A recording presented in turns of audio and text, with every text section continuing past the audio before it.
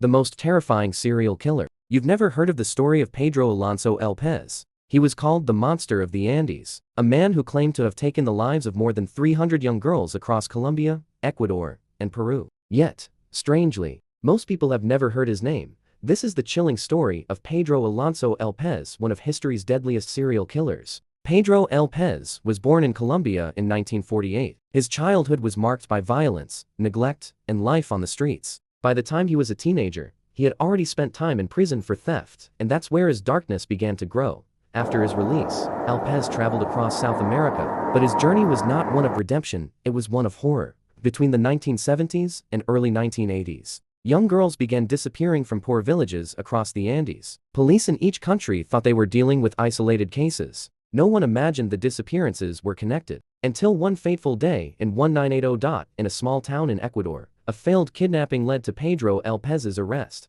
When questioned, what he said left investigators frozen. Lopez calmly confessed to killing more than 300 girls. He even led police to the graves of many of his victims. Forensic teams confirmed his story, it was all true. He was tried and convicted in Ecuador, receiving a 16-year sentence, the maximum penalty allowed at that time. But here's where the story takes a disturbing turn. In 1994, after serving just 14 years, Pedro Lopez was released for good behavior. Authorities declared him mentally sane and let him go. Since then, his whereabouts have been a mystery. Some reports claim he was later arrested in Colombia, others say he disappeared entirely. To this day, no one truly knows if the monster of the Andes is dead or still out there. Pedro Alonso Lopez remains one of the most prolific and least known serial killers in history. A haunting reminder that evil sometimes hides where the world isn't looking. If you found this story chilling, don't forget to like, subscribe, and turn on notifications for more dark mysteries and real crime stories.